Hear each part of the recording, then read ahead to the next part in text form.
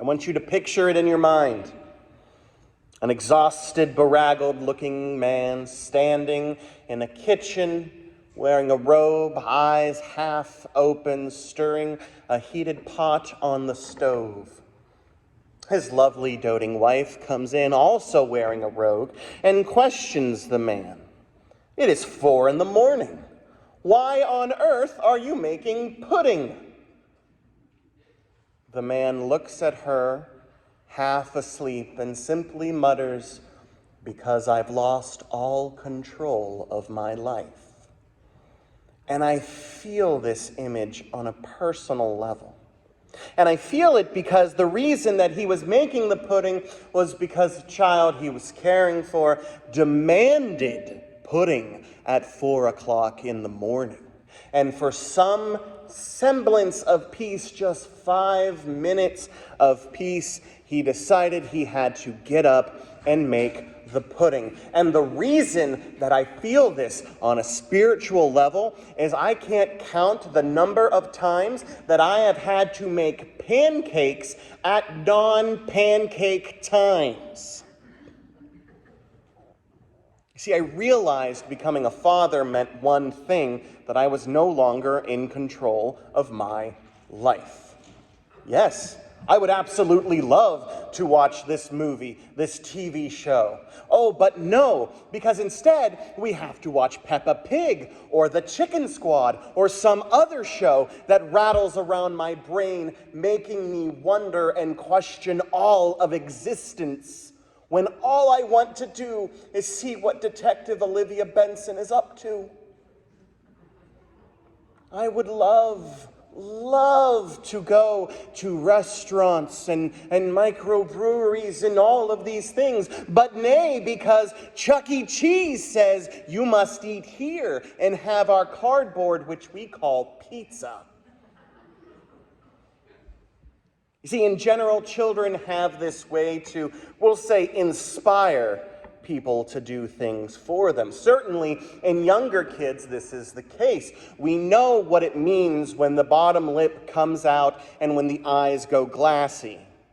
Kids know how to ask for things, and it makes sense because as babies, when you have babies, what is it that happens? The baby cries at, say, 3 o'clock in the morning, needs to be woken up, needs to be changed, needs to be fed, needs to be swaddled.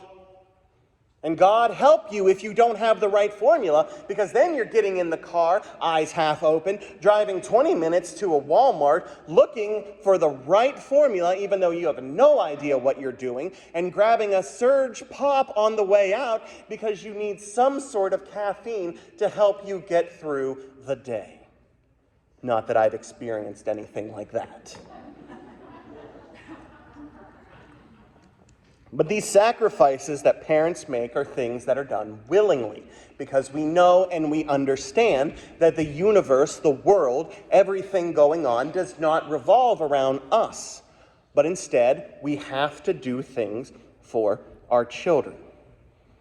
I'd like to think that the idea of the world shifting and focusing on something bigger and better, that's something that we all agree on. That's something that we have seen, because this is the way the world works in general.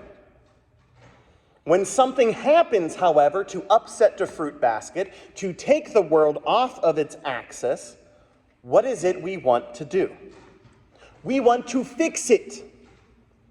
Two opposing forces in the universe, chaos and order. We love order because order is predictable. Order tells us how we're supposed to multiply things with parentheses. Order tells us if A, then B. But chaos, no thank you. Chaos is the thing that says, surprise!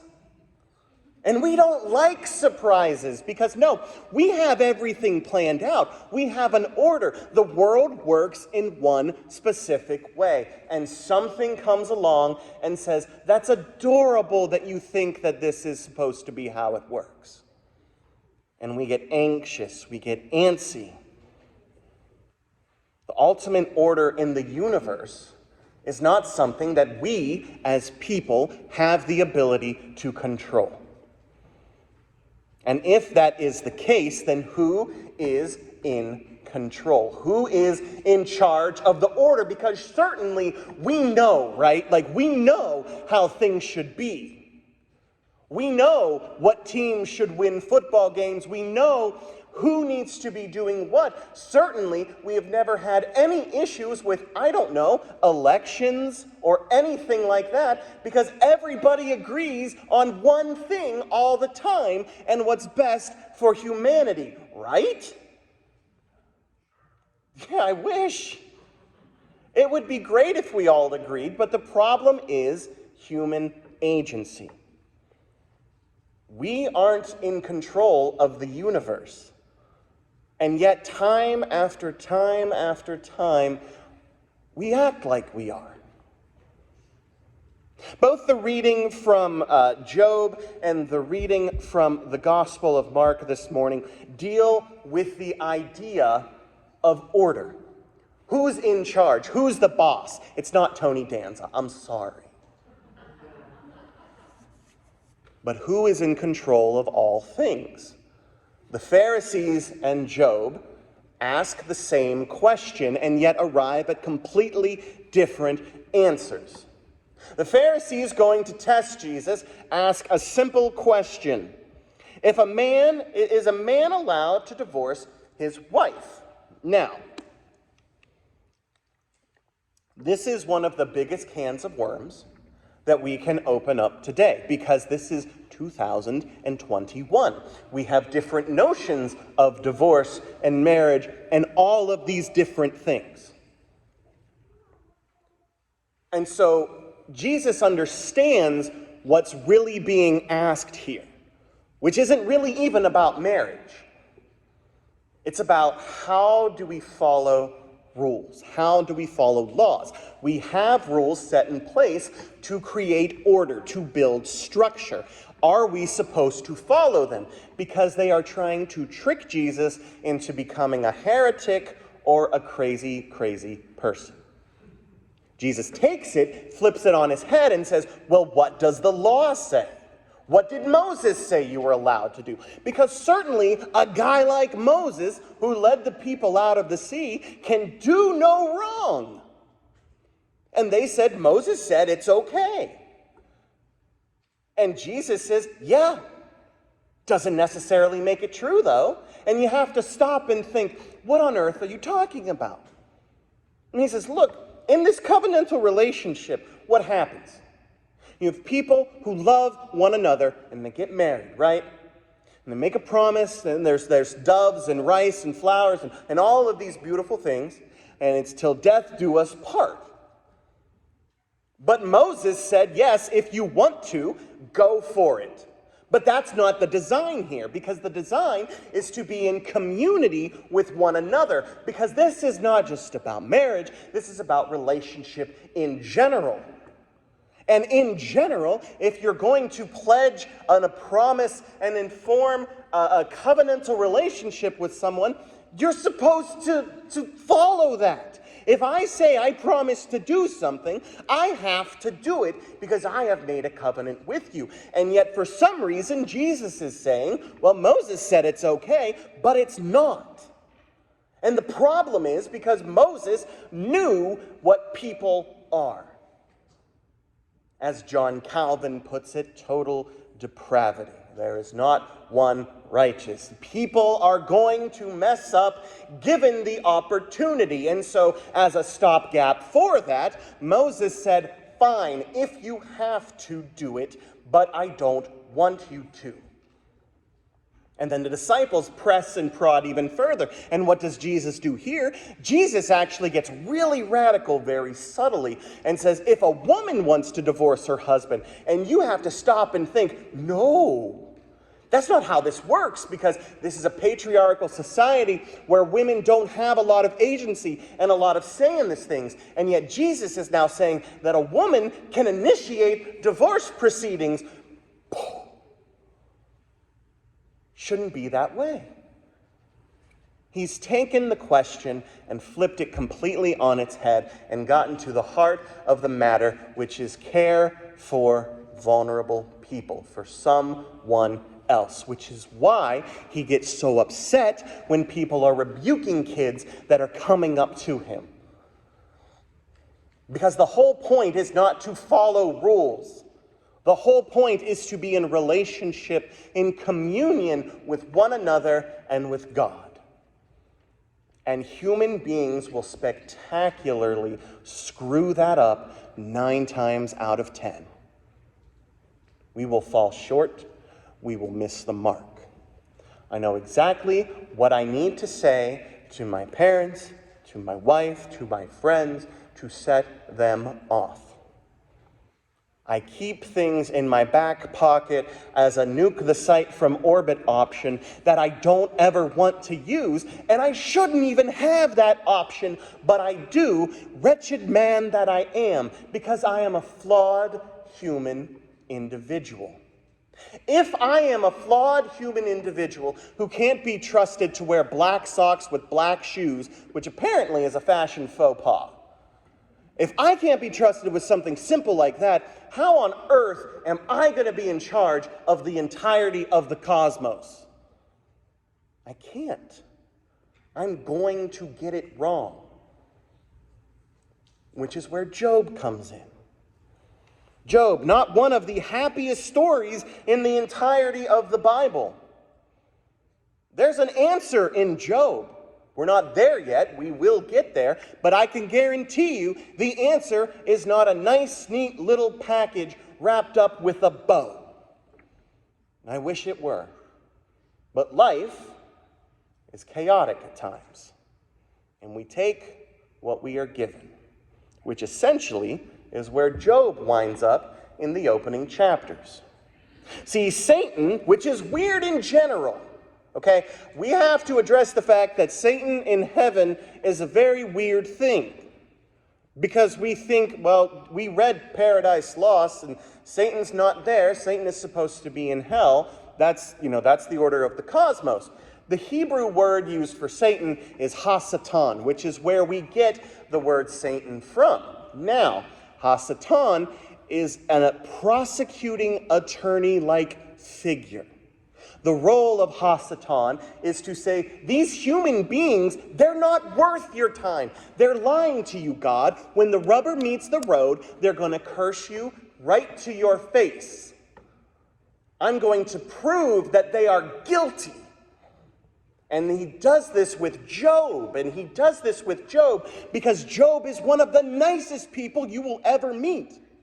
The section that we kind of glossed over, yeah, you know how awesome of a person Job was? When he wakes up, one of the first things he does in the morning is sacrifice an animal on behalf of all of his children in case they sinned while they were sleeping.